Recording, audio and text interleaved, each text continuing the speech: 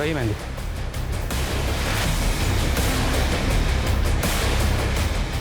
तो केदार जी, राकेश को जानते हैं ना? इतनी जल्दी भूल गए? अभी तो मिले थे गली में। अच्छी याद आया, लेके जाओ। अरे आपने कुछ लीजिए ना। हाँ जी, मिठाई दो बेटा। ठीक है। हाँ, ये ईशा हमारी बिटिया और ये हमारी धर्मपत्नी उमा। चाय लीजिए। द्वारकानाथ जी, हमारे तीनों बच्चे ईशा, पीयूष और काजल बड़े ही सुशील और संस्कारी हैं। पापा वो ना आज स्कूल में।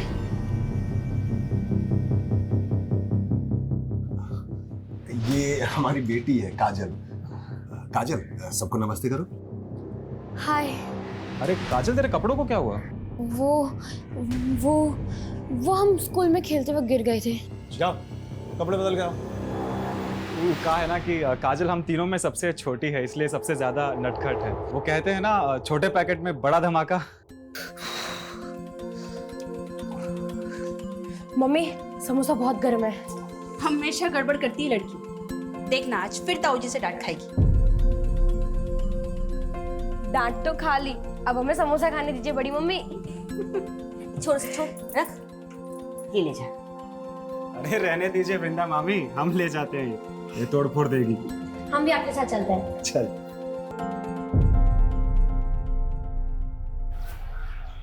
ईशा, वैसे पसंद क्या है आपकी? मूवीज देखना, खाना बनाना, यही सब। खाना बनाना? अच्छा, हमें तो आज तक कुछ बना कर नहीं दिया। और हमको भी कहाँ खिलाया? तुम दोनों क्या कर रहे हो यहाँ पे? ये लो जूस। अरे होने वाले जीजा जी से मिलने आए है ना पीयूष भैया? और नहीं तो क्या।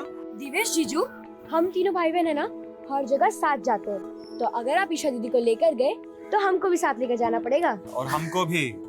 अरे बाप रे, अब एक काम करते हैं, तुम तीनों को कहीं जाने की जरूरत नहीं है, शादी के बाद हम ही यहाँ रहने आ जाते हैं। तो बड़ा मजा आएगा, क्यों ईशा दीदी?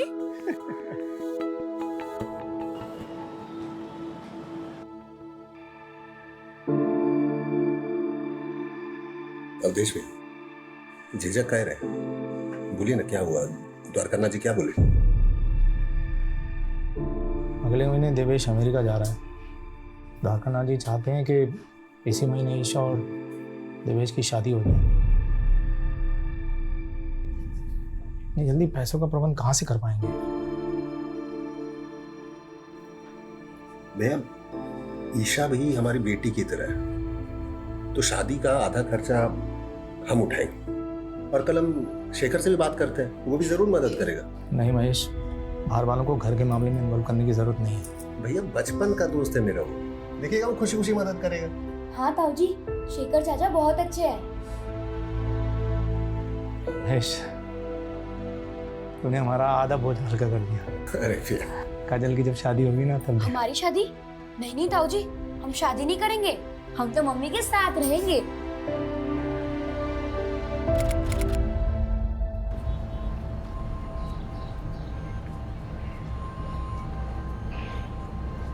काजल,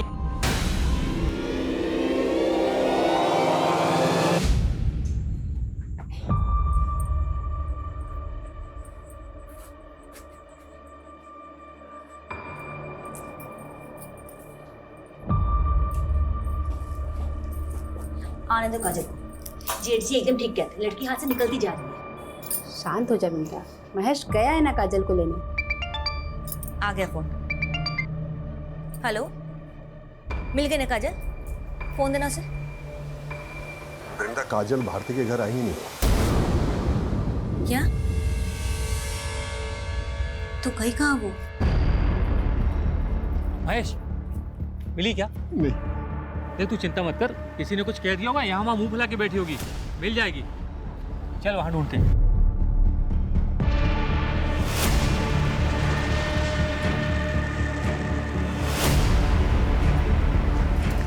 काजल मिली? भैया कहाँ चली गई?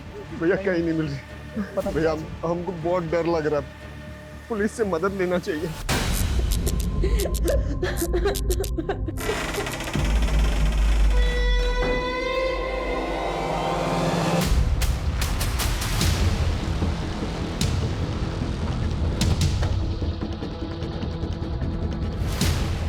आपने आखिरी बार काजल को यहीं देखा था?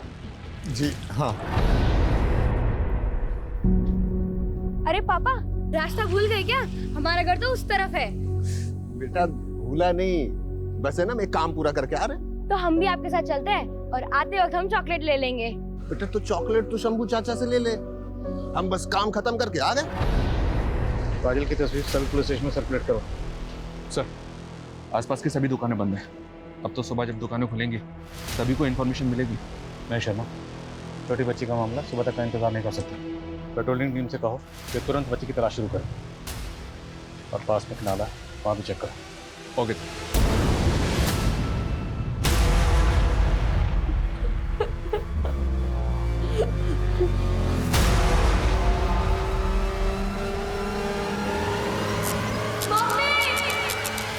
कहाँ जा रही बिंदा?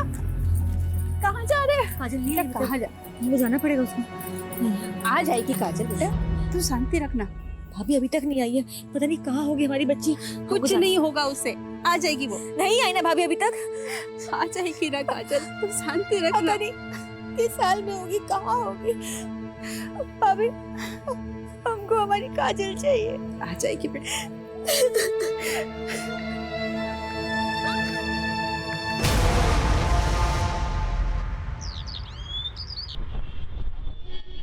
जी साहब, काजल कल शाम में दुकान पे आई थी हमारे। शंभू चाचा, हाँ बेटा, चॉकलेट। ले बेटा। अच्छा, जब वो तुम्हारी दुकान से गई तो तुमने किसी को उसके पीछे जाते हुए देखा था? कोई ऐसा जिसको देख के लगा हो कि शायद वो उसका पीछा कर रहा है? नहीं साहब। सर, इस सीसीटीवी फुटेज में काजल कैप्चर हुई है। एग्जैक्ट 6:13 पर वो इस गली से गुजरी थी और सर यहाँ से उसका घर 1 किलोमीटर की दूरी पर है। तो मतलब जो भी हुआ है वो इस 1 किलोमीटर के दायरे में हुआ है, तो वो 6:13 के बाद। सर पूरा रास्ता स्कैन किया है, आसपास के लोगों से भी पूछताछ की, लेकिन 6:13 पर किसी ने भी काजल को नहीं देखा और न ही किसी शोर शराबे की आवाज़ सुनी। तो क्या ये किसी जान पहचान वाले का काम, जो काजल को बहला फुसला कर अपने साथ ले गया? कोई करीबी? क्योंकि अगर ये किडनैपिंग का मामला होता तो अब तक फिरौती का कॉल आना चाहिए था।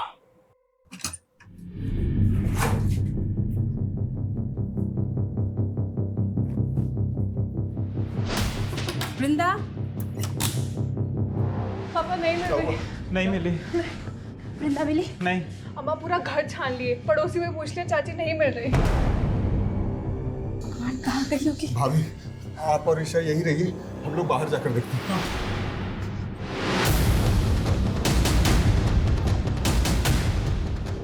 महेश, क्या हुआ? शेखर, वृंदा कहीं चली गई। अरे घबराओ मत, यहीं कहीं होगी, मिल जाएगी।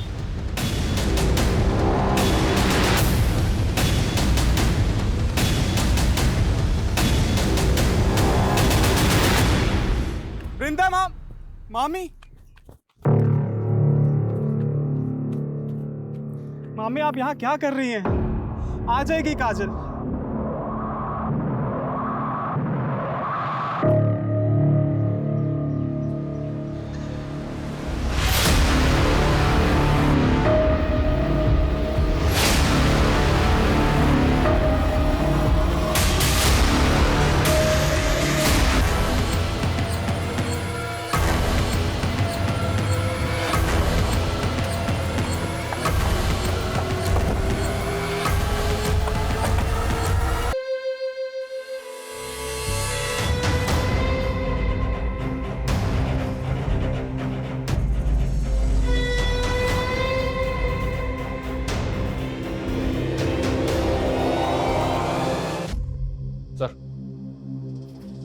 काजल की पीएम रिपोर्ट।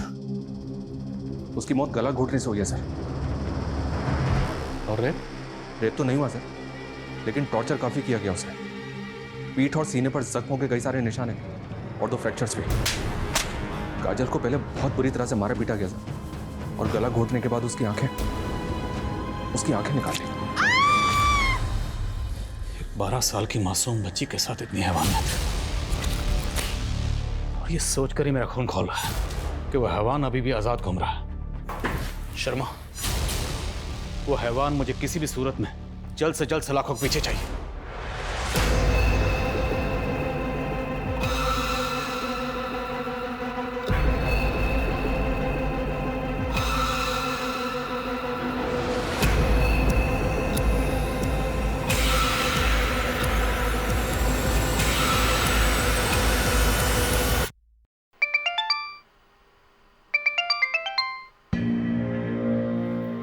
कौन बार बार फ़ोन कर रहा है? देवेश के पिताजी हैं, शायद शादी की तारीख फिक्स करने के लिए फ़ोन कर रहे होंगे। शाम को बात करते हैं उनसे, बोल देंगे कि 6 महीने के लिए शादी टाल दें। लेकिन अगर देवेश एक बार अमेरिका चला गया तो फिर पता नहीं कब लौट कर आएगा। तो क्या करें? यहाँ हमारे भाई की बेटी की जान गई है और तुमको अपनी बेटी की शादी की पड़ी है, हाँ? भैया भाभी सही कह रही, अभी शादी टल गया तो हो सकता है कि रिश्ता भी टूट जाए। इससे अच्छा रिश्ता हाथ से जाने मत दीजिए। क्या कह रहे हो तुम? सही कह रहे, ईशा और देवेश की शादी इसी महीना होना जरूरी है।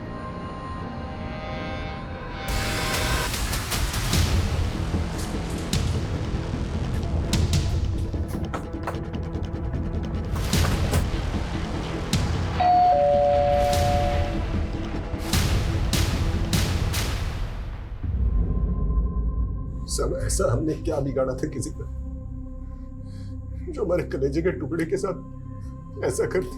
महेश जी, नफरत और जलन किसी भी इंसान को हैवान बना सकती है। आपकी फैमिली की किसी से कोई दुश्मनी या रंजिश? सर मुझे एक आदमी पर शक है। किस पे? राधे। कौन राधे? सर वो यहीं पास में रहता है, महेश का दूसरे रिश्तेदार भी लगता है। मानसिक रूप से थोड़ा बीमार है, बहुत ही गुस्सैल और अड़ियल इंसान है। अभी पिछले महीने एक नेहा नाम की लड़की को उसने बहुत परेशान किया था। छोड़ दो मुझे। अगर तुम मेरे साथ नहीं खेलोगे तो मैं तुम्हें किसी के साथ खेलने नहीं देंगे। चलो काजल, तुमने मुझे मारा, मैं तुम्हें नहीं छोड़ूंगा। मुझे मारना मत पापा, मुझे मारेंगे, मुझे मारना मत। नहीं मारेंगे, जो पूछ रहे हैं उसका जवाब दो। इस काजल ने तुम्हें मारा था ना? काजल, बुरी बुरी आंखों वाली काजल, इसने मुझे मारा था इधर लकड़ी से 5 बार। काजल ने तुम्हें मारा इसलिए तुमने काजल को मार दिया? शर्मानी चाहिए आपको। मेरा बेटा दिमागी तौर पे कमजोर है, इसे देखकर आपको लगता है कि वो किसी की जान ले सकता है? जानलेवा हमला तो कर ही चुका आपका बेटा कई लड़कियों पर। काजल ने तो पीटा भी था उसे, हो सकता है बदला लेने के लिए। बदला तो महेश और उसका परिवार ले रहा है हमसे साहब। अवधेश, महेश और हम दूर के रिश्तेदार हैं। उस चंदी जायदाद के लिए हमारा केस भी चल रहा है कोर्ट में। उसका फैसला हमारे हक में आया, उसी का बदला लेने के लिए महेश हमारे बेटे को फंसा रहा है। हाँ, लेकिन राधे की जहनी हालत की वजह से हमें उसकी कस्टडी नहीं मिलेगी। लेकिन सर, अगर कस्टडी नहीं मिलेगी तो इंटरोगेट कैसे करेंगे? राधे की कस्टडी हमें एक ही सूरत में मिल सकती है, या तो हमारे पास उसके खिलाफ कोई ठोस सबूत हो या फिर कुछ चश्मदीद गवाह। राधे पर हर वक्त नजर रखो और ये भी पता करो क्या महेश की फैमिली की किसी से कोई दुश्मनी थी।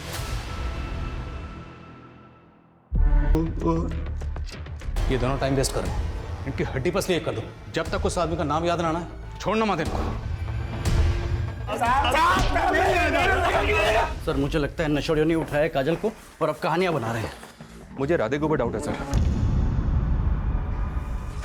तो सवाल यह है कि काजल को अगर राधे या कोई और जबरदस्ती उठाकर लेकर गया होता तो काजल शोर तो मचाती। ऐसा कुछ हुआ ही नहीं। क्यों? हो सकता है सर पीछे से हमला किया हो अचानक। दोनों नशेड़ी पर नजर रखो और राधे से पूछताछ करते रहो, देखते के सामने आता है। Right sir. और एक बात सर, हमने काजल के नेबर्स और घर वालों से तो बात की है, लेकिन काजल जिस स्कूल में पढ़ती है वहाँ पे बात नहीं की अभी तक। शर्मा, महज 12 साल की बच्ची थी, तो स्कूल में ऐसा क्या हुआ होगा जो बात मर्डर तक पहुंच जाए? जुवेनाइल क्राइम्स आजकल काफ़ी बढ़ गए हैं, इसलिए सर स्कूल क्राइम और शूटआउट बाहर के देशों में भी देखने को मिले हैं और हमारे यहाँ भी। ठीक है, बात करते हैं स्कूल में। 1 2 3 4 5 6 7 अरे रे, देखो तो बेचारी काजल गिर गई। इसे तो प्रीफेक्ट बनना था ना। चलना आता है नहीं, बनेंगे प्रीफेक्ट। तुम खुद को बुली समझते हो? हम बुली समझते नहीं है बच्चों, हम बुली हैं। स्कूल में सब डरते हैं हमसे। गुड मॉर्निंग सीना sir. Good morning sir, good morning. देखा कैसे डर गया ना। दोबारा हमें यहाँ हमारे दोस्तों को तंग मत करना, वरना सच में प्रिंसिपल सर को बता देंगे। फिर ना ही तुम प्रीफेक्ट रहोगे और ना ही स्कूल में।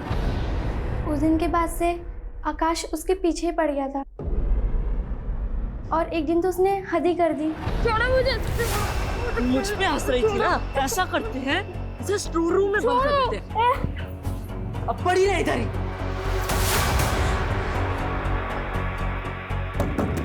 भारती, प्रिया कोई है, मुझे यहाँ से निकालो। फिर हमने आकाश को 10 दिन के लिए स्कूल से सस्पेंड कर दिया और उसे प्रीफेक्ट की पोजीशन से हटा दिया और उसकी जगह हमने काजल को प्रीफेक्ट बना दिया। मानते हैं सर, हम काजल को बहुत परेशान करते थे, लेकिन हम उसको कुछ नहीं किए। काजल की वजह से आपको 10 दिन के लिए स्कूल से सस्पेंड कर दिया गया। आपको प्रीफेक्ट से हटाकर काजल को प्रीफेक्ट बना दिया गया। थोड़ा तो लगा होगा ना बेटा आपको? हाँ, ये कैसा सवाल है सर? ऐसे सवाल पूछ के हमारे बेटे को टॉर्चर मत कीजिए ना सर। हेलो, अरे बोला ना आपको, लोडिंग हमारे सामने होगी, एक छोटा सा काम निपटा के आ रहे हैं ना। हाँ सर, हमारा बेटा ऐसा वैसा लड़का नहीं है, टॉपर है क्लास का। अगर आपका बेटा ही बोला ना आपको, पहुंच रहे हैं। क्या कह रहा था मैं, आप हमारे बेटे को परेशान मत कीजिए।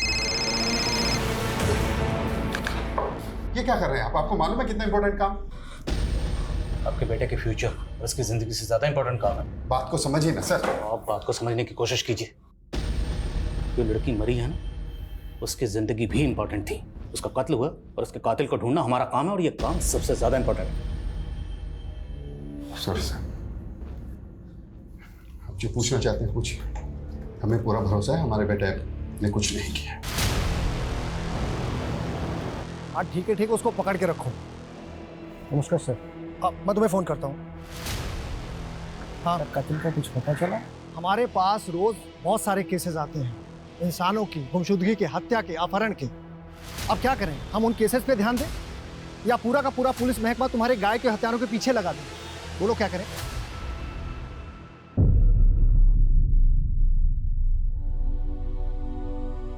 माँ, ईशुदी की शादी में ना मैं ये पहनूंगी, अच्छी लग रही हूँ ना? एकदम परी लग रही है। वृंदा, भाभी साड़ी दी है आज पूजा में पहनने के लिए।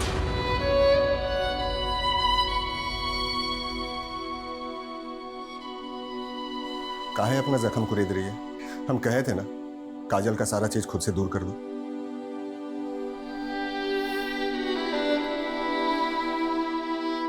वृंदा, ईशा भी हमारी बेटी है और 10 दिन के बाद उसकी शादी है, तो ये मातम छोड़ो और शादी की तैयारी के लिए भाभी का हाथ बटाओ। काफी अजीब है सर, काजल की हत्या को अभी कुछ ही दिन हुए और उस घर में शादी भी हो रही है। इतनी जल्दबाजी आखिर किस लिए? सर, वो दोनों नशेड़ी आलोक और प्रेम कुछ बताना चाहते हैं।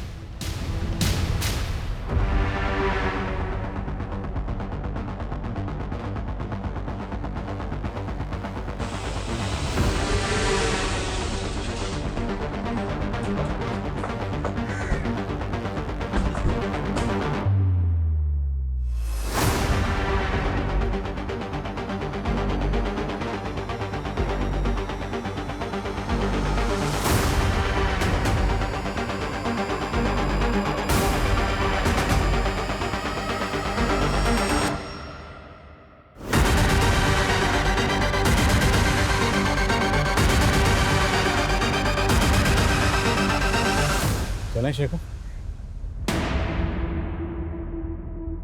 शेखर? सर, क्या शेखर ने काजल को मारा? नहीं सर, हम नहीं मान सकते सर। देखिए, हमें 2 चश्मदीद गवाह मिले जिन्होंने उस रात काजल को शेखर के साथ जाते हुए देखा था। लेकिन सर, शेखर हमारा बचपन का दोस्त है सर। हाँ, मैं मिला था उस शाम काजल से। ये काजल कहाँ भटक रही है? भूतनी तो भटकेगी और क्या करेगी? अच्छा ये बताए, भूतनी गोलगप्पे खाएगी? तो चल मेरे साथ। फिर तुम काजल को अपने साथ ले गए, उसे मारा पीटा, उसका गला दबाया और उसकी आंखें निकाल ली। इतनी घटिया हरकत। तुम जैसे इंसान को तो जीने का भी हक नहीं। हाँ सर, सही कहा आपने। मुझे जीने का कोई हक नहीं। मुझे फांसी दे दीजिए सर। ये ड्रामा बंद कर। ये बोल कि काजल को क्यों मारा, कहाँ मारा और कैसे मारा, वरना मार मार के उगलवाएंगे। मारिए सर मुझे, मारिए सर मुझे। मैं इसी लायक हूँ, मैं इसी लायक हूँ सर।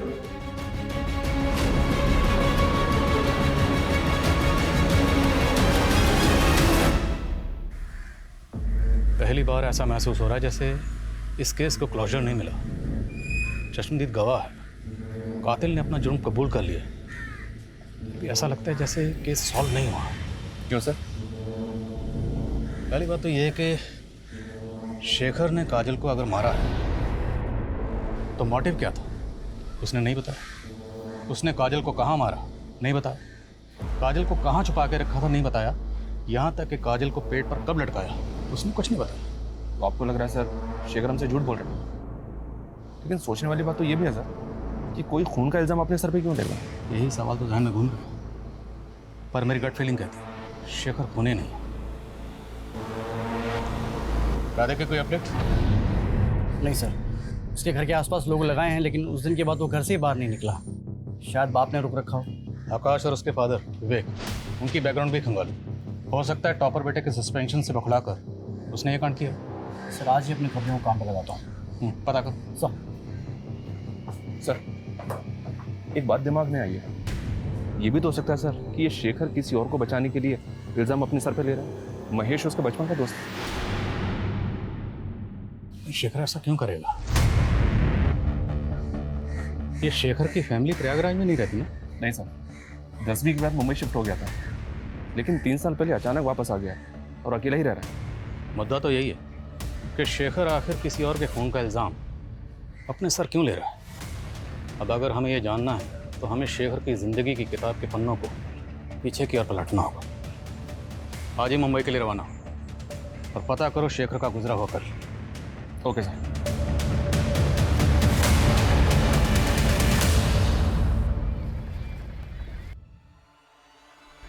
शेखर आज मत जाओ ना ऑफिस। क्या करें, जाना तो हम भी नहीं चाहते, पर हम ना अपना सारा काम जल्दी से जल्दी निपटाना चाहते हैं ताकि अपने बच्चे और तुमको ज़्यादा से ज़्यादा समय दे सकें। चलो अपना ध्यान रखना।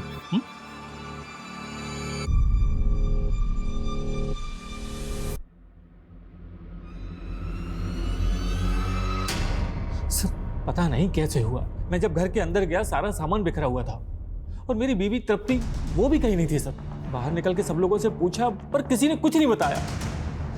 सर प्लीज उसे ढूंढ दीजिए सर मेरी बीवी माँ बनने वाली है।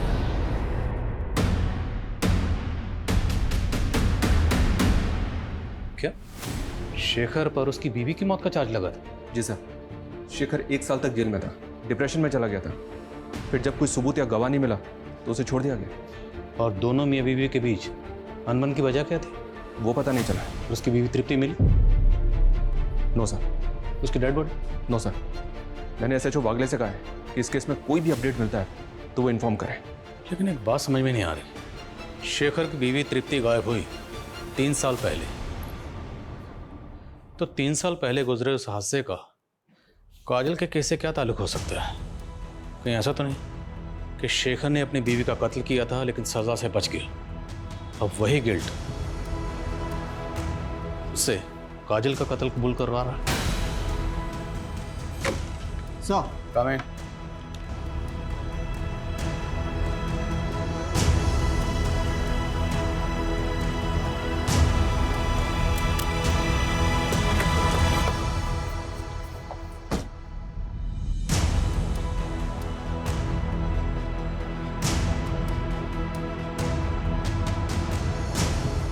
माफ़ी चाहते साहब आपको तकलीफ देने के लिए। दरअसल हम नहीं चाहते कि ये बात फैले और हमारी बच्ची किसी मुसीबत में फंस जाए। बेफिक्र रहिए, कुछ नहीं होगा। बोलो भारती, क्या बताना चाहती हो? बोलो बेटा।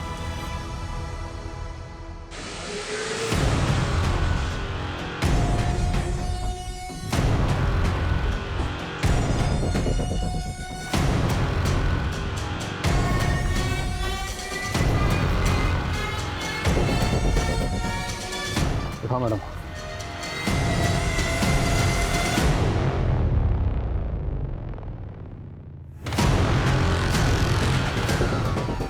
सर हमने क्या किया सर? सर हमने कुछ नहीं किया सर। ये क्या कर रहे हैं साहब? हमारे बच्चे हैं साहब। इन्होंने क्या किया?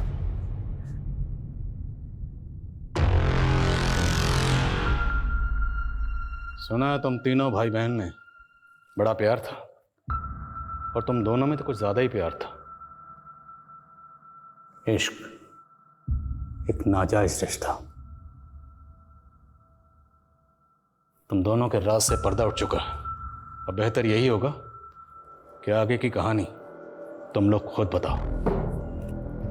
बोलो। हाँ सर, ये सच है कि हम दोनों एक दूसरे से प्यार करते, बचपन से साथ में खेलते कूदते बड़े हुए, और हमें पता है ये समाज कभी भी रिश्ता मंजूर नहीं करेगा, मगर हमने कभी पीयूष को अपना भाई नहीं माना और नहीं मानेंगे। हाँ बाबूजी तो बचपन में ही बस हादसे में गुजर गए थे।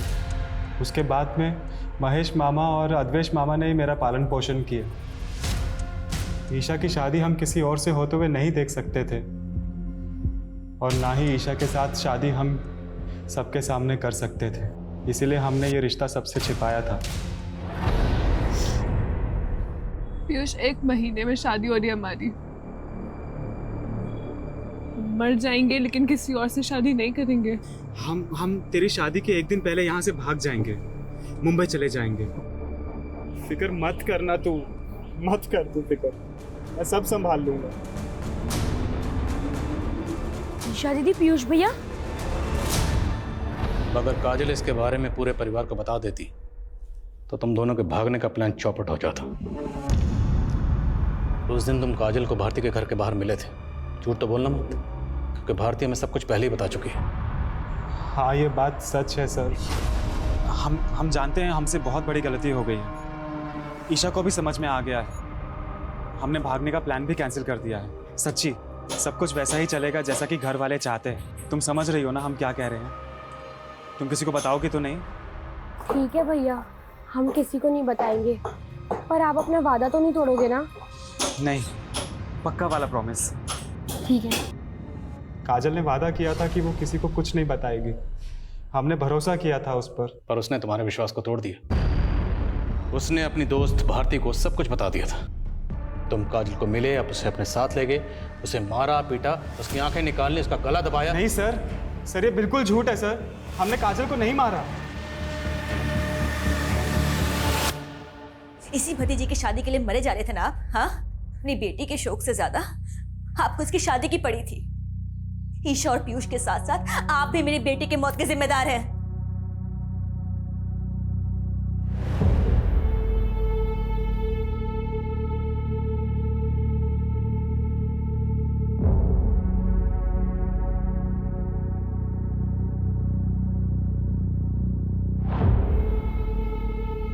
महेश, ईशा और पीयूष जो कर रहे थे वो गलत था, सरासर गलत था, और हम ईशा को इस गलती के लिए कभी माफ नहीं कर सकते। लेकिन मेरा दिल ये मानने के लिए तैयार ही नहीं है कि ईशा काजल को मार सकती है। अरे अपनी सगी बहन मानती थी वो उसे। हाँ महेश, हमें तो लगता है कि ये काम सिर्फ पीयूष का है। भैया हम हमेशा आपका इज्जत किए, आपके हर बात को माने, लेकिन इस मामले में अच्छा होगा कि आप कुछ न बोलिए।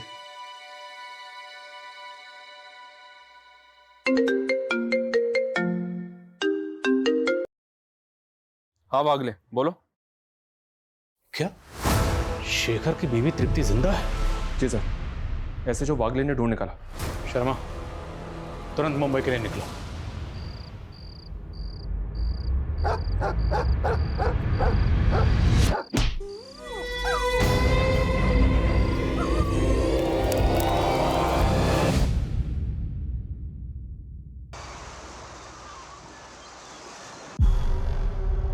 मुझे किसी ने अगवा नहीं किया था। मैं राकेश से प्यार करती थी। शेखर की कंपनी में राकेश ड्राइवर था।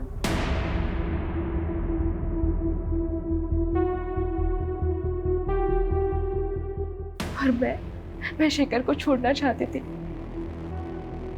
इसलिए ये हम दोनों का प्लान था। अपनी आजादी के लिए तुमने एक बेकसूर को फंसा दिया। इससे तो अच्छा होता कि तुम उससे साफ साफ बात कर लेते, डिवोर्स दे देते। मेरे फैमिली वाले मुझे डिवोर्स लेने नहीं देते, पर तब तब मैंने ये नहीं सोचा था कि शेखर मेरे खून के इल्जाम में जेल चला जाएगा, पर एक तरह से मैंने भी सजा भुगती। कैसी सजा? शेखर से अलग होने के बाद मैं कभी खुश नहीं रह पाई। मेरा बच्चा भी मरा हुआ पैदा हुआ। शेखर भी डिप्रेशन में था और अभी भी जेल में बंद है वो। एक बच्ची के खून का इल्जाम है उसके सर पे। सब शेखर कभी खून नहीं कर सकता। वो तो बहुत नेक इंसान है। मैं ही बेवकूफ थी जो उसको समझ नहीं पाई। सर, शेखर की हिस्ट्री जानने के बाद तो तकरीबन यकीन से कह सकते हैं कि ये निर्दोष है। पीयूष और ईशा दोनों अपनी बात पर अड़े हुए, लेकिन दोनों काफी शातिर हैं। एक ही घर में रह रहे थे, अफेयर चल रहा था, लेकिन किसी को भनक तक नहीं लगने दी। लेकिन सर पीयूष के खिलाफ हमारे पास कोई सबूत नहीं है। पीयूष से मिलने के बाद काजल सीधे अपने घर गई थी जहाँ उसके पिता और शेखर उसे मिले थे, यानी कि पीयूष से मिलने के बाद तो बिल्कुल ठीक थी। राधे की कोई अपडेट? नहीं सर, कोई सस्पिशियस मूवमेंट नहीं है। तो फिर आखिर इस केस की चाबी है कहाँ? एक काम करते हैं, शुरू से शुरू करते हैं। काजल सबसे पहले मिली थी पीयूष को भारती के घर के बाहर। उस वक्त बजे थे 5:15 सर। 5:15। फिर वहां से जब काजल अपने घर लौट रही थी तो वो अपने पिता महेश से मिली। टाइम 5:55। फिर वहां से वो शंभू की दुकान पे गई। उस वक्त बजे थे तकरीबन 6:15। 6:15। और 6:30 बजे उसे शेखर मिला और वहां पर आलोक और प्रेम भी मौजूद थे उस वक्त। और उसके बाद से 36 घंटे के लिए काजल गायब थी। और 36 घंटे बाद उसे सबसे पहले देखा उसकी माँ ने, जब उसकी लाश पेड़ पर लटकी हुई थी। इसका मतलब सर, इन 36 घंटों में काजल कहाँ थी, हमें सबसे पहले ये पता करना होगा। और सर, वो लड़का राधे जिसको काजल ने पीटा था, और स्कूल का वो लड़का आकाश, उसका फादर विवेक। सस्पेक्ट बहुत है हमारे सामने, पर इन सस्पेक्ट्स में से कातिल कौन है? या कहीं ऐसा तो नहीं कि कातिल अभी तक हमारे रडार में आया ही ना हो?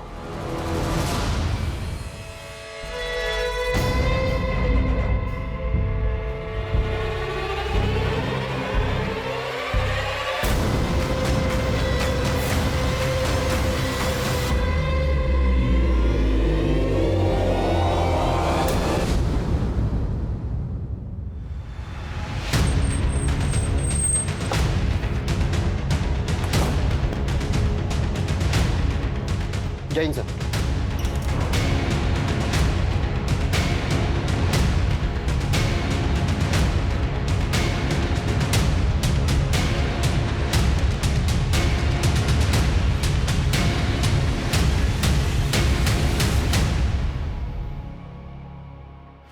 सर, अभी तक काजल से जुड़े लोगों पर शक कर रहे थे हम, लेकिन इस हत्या के बाद अब ऐसा लग रहा है कि ये काम किसी सीरियल किलर का हो सकता है।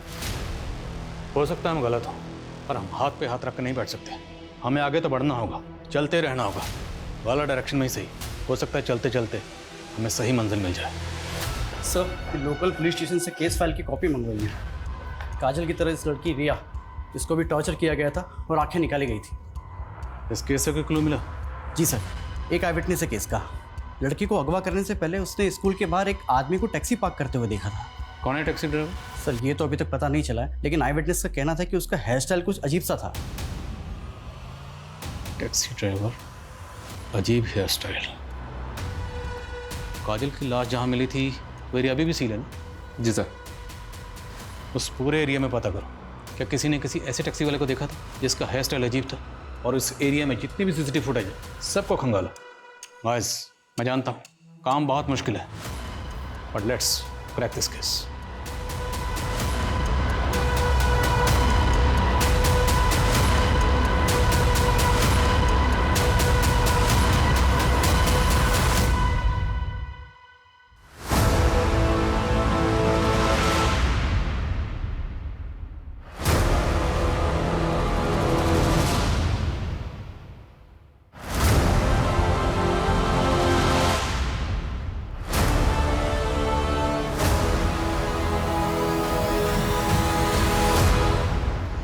टायर मार्क्स की तरफ हमने कभी ध्यान ही नहीं दिया। सर, ये एरिया कभी से सील है ये इससे पहले क्यों हो गया? एक्सपर्ट को बुलवा, पता लगवाओ कि टायर मार्क्स किस व्हीकल के हैं। अब इस केस में रोशनी अंधेरे में तीर चलाने से ही है।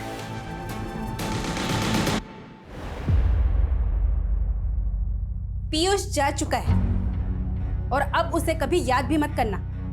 अरे शुक्र मना कि देवेश तुझसे अब भी शादी करने के लिए तैयार है। ईशा, अब और कोई कांड मत करना। हम वादा करते हैं माँ, अब जैसा बोलेगा हम वैसे ही करेंगे।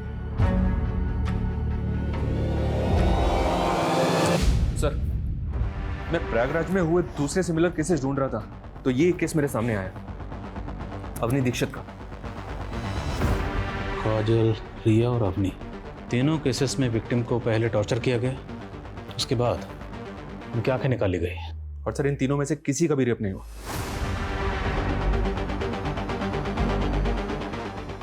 शर्मा, तुमने एक चीज नोटिस की? इन तीनों विक्टिम्स में एक चीज कॉमन है। क्या सर? तीनों की आंखें भूरी हैं।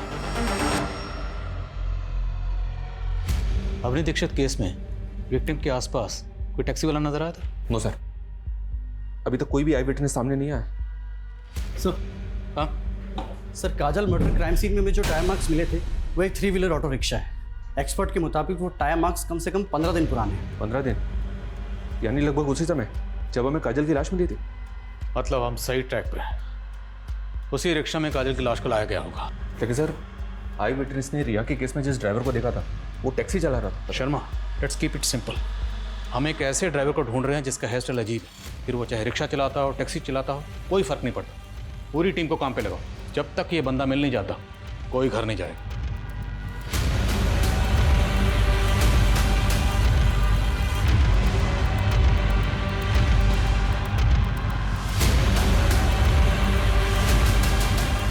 सर, ये 2 ड्राइवर्स मिले हैं। दोनों की अपनी अपनी कहानियां हैं, अपने अपने अलीब हैं। 1 मिनट सर, ये आदमी, इसको तो देखा है मैंने सर। कौन है ये? तो वही ड्राइवर है सर जिसके साथ शेखर की बीवी तृप्ति भागी थी। राकेश नाम है इसका। सर, अभी कुछ देर पहले ही छोड़ा है मैंने। ज्यादा दूर नहीं गया होगा, उठा लेते हैं उसे। नहीं नहीं, रुको रुको रुको, जाने दो उसे, लेकिन नजर बनाए रखो। ये जो भी है अब इसे सबूत के साथ ही पकड़।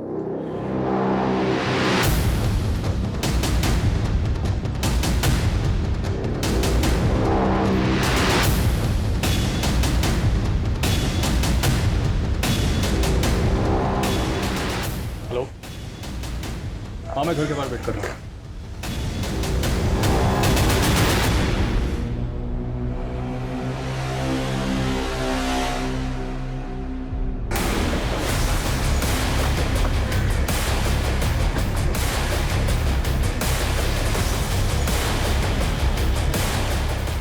अब लगाइए मेहंदी।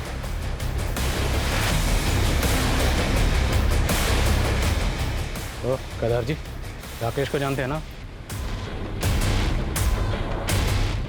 इतनी जल्दी भूल गए? अभी तो मिले थे गली। अच्छी याद आया, लेके जाओ।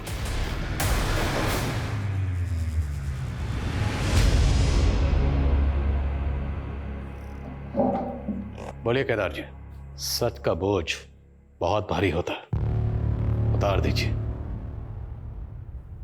राधे, हमारा बेटा, आप तो जानते ही हैं कि वो दिमागी तौर पे कमजोर है। हमारा वंश आगे बढ़े, इसके लिए हमने हमसे कम उम्र की लड़की शीला से शादी कर ली, ताकि तंदुरुस्त और हेल्दी बच्चा पैदा हो। 3 बार हमारी बेबी उम्मीद से थी, लेकिन तीनों बार बच्चे पेट में ही मर गए और हमें हर हालत में तंदुरुस्त बच्चा चाहिए था। इसलिए हम हमारी बीवी को लेकर बंबई चले गए। कुछ दिनों के बाद हमें तृप्ति मिली, शेखर की बीवी। केदार जी, प्लीज शेखर को मत बताइएगा। नहीं बताएंगे, हम हमारी परेशानी में उलझे हुए हैं, इसलिए तो मुंबई आए हैं। क्या परेशानी है आपको? दूसरी शादी इसलिए की ताकि बच्चा हो जाए। ये मेरा पति है, राकेश। बंबई इसलिए आया हूँ कि बीवी का इलाज हो जाए तो मैं घर का चिराग मिल जाएगा। राकेश हमें एक बाबा के पास लेके गया, उसने उपाय भी बताए। तेरी पत्नी जिंदा बच्चे को जन्म दे सकती है, लेकिन उसके लिए तुझे बलि देनी होगी। 3 गायों की बलि, 10 कुत्तों की बलि और 3 भूरी आंखों वाली लड़कियों की बलि देने के लिए कहा। राकेश ने कहा कि गाय और कुत्ते की बलि तो वो खुद दे देगा। जानवर को मारना इतना मुश्किल नहीं, लेकिन इंसान को। काजल को कैसे चुना? किस्मत ने साथ दिया साहब। मेरी बीवी का पहला पति शेखर भी वहीं रहता था, काजल को अच्छे से जानता था। हमने उस रात काजल को रोका और उसे बताया कि तुम्हारे शेखर चाचा की खोई हुई बीवी मिल गई है। शेखर चाचा की बीवी? आप उन्हें जानते हो अंकल? हाँ बेटा, अच्छी तरह से। उनकी फोटो भी है मेरे पास, ये देखो। अभी कहाँ है वो? चलो मेरे साथ, मिलवाता हूँ उनसे। तृप्ति चाची कहाँ है? है ना कत्थई आंखें, जैसी चाहिए थी।